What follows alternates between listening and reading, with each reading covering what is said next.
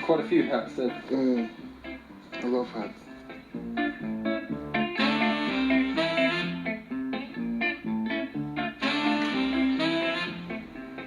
In life, you have to upgrade. There is need to upgrade. I saw a better life ahead.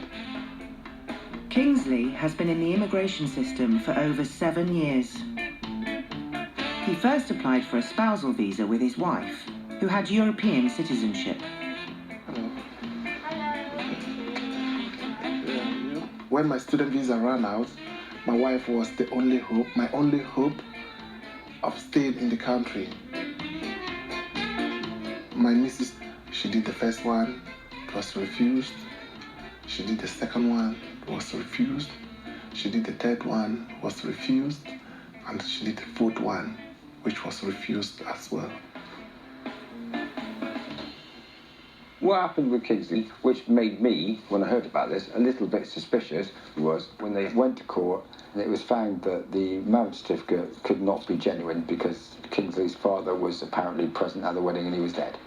So I do wonder now whether they were actually married or not. I don't know. The best moment in your entire life, and now the Home Office come and tell you it was forgery. It was so frustrating. Hello, Kingsley. Hello. How are you? Do you want to come in? Mike McGarvey has been Kingsley's lawyer since he changed tack and decided to apply for asylum. Have a seat. I was going to get your file. Hold on a moment. With the political crisis in Cameroon, I said, okay, let me go and seek political asylum.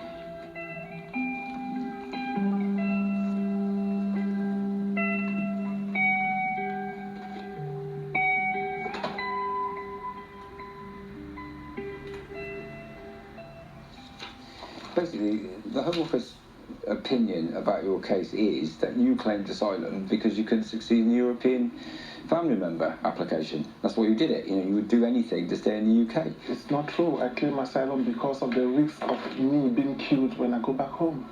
Nearly every single person that claims asylum that I've seen says they're going to be killed.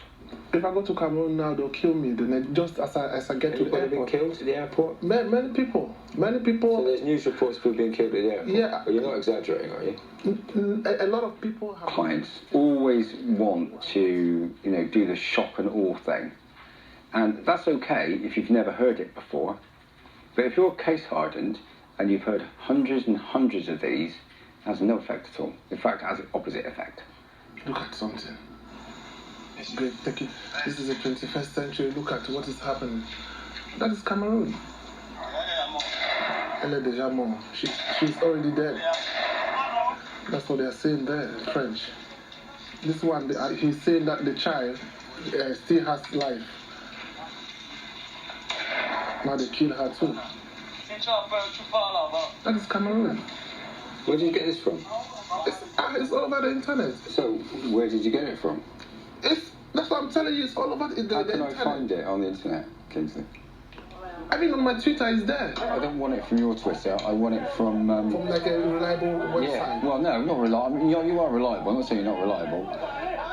What I'm saying is from a third party, so to speak. It's horrible. Look at something. Yeah, okay. So what you got to remember, Kingsley, is like, once people decide you're a liar, that's about it, really. They just don't care anymore. The problem is that he has a number of applications refused, you see, and this has damaged his credibility. I always say to people, there's a big fat book of immigration rules, and there's one that's not written down. It's called Immigration Rule 1, you lie, you lose. If there's anything that affects your credibility, you're just not going to be believed about everything else.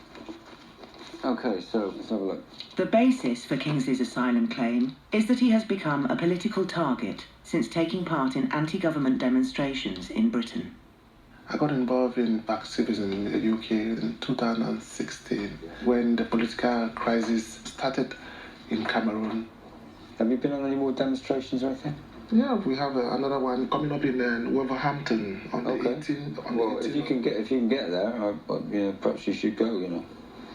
Yeah. The problem is, it's unusual to make an asylum claim 7 years after arriving in a country. I think there is a very good case for saying that if you have not claimed asylum when you first come to the country, you do it later on, you're essentially gaming the system. you are taking advantage of the fact that we have a pretty liberal system, and that if you apply for asylum, and even if you're refused, you'll quite likely still be here in 5 or 10 years' time. Kingsley is appealing to the courts that his protesting is legitimate and puts him in danger back in Cameroon. Okay, so cracking on with your case then. Right, okay, well let's just talk about what's going to happen. So the situation with Kingsley at the moment is this. His appeal for asylum was dismissed. He has the right to appeal that decision. What that means is, I'm going to argue that the original decision is wrong in law. All right? You may well say he's not genuine in what he's doing, but those who would persecute him are probably not going to question why he's causing trouble. All right, good. I'll see you soon. Oh, nice shoes, Kingsley. Ah, they're cheap shoes. It's not a question of cost, Kingsley, my friend. It's a question of quality. So, I'm telling you that I need to go to Wolverhampton for the meeting. I think, well, if you could afford it, yeah. And I'm just asking you for money. Don't ask me for money. You said you are my dad, so... I am not your dad. I'm your Uncle Michael. A dad looks after the son. No. The son looks after the father. You know this well. It's African culture. Do people leave after they have lost their case? This actually is one of the frustrations of the judiciary. There are 30,000 applicants who had exhausted all their appeal rights by at least 2 years. Doesn't include their family or children. So we're looking about perhaps as many as 200,000 people who should not be here. And so it has been said somewhere that once you get into the UK, you've only got a 1 in 40 chance of being removed from it.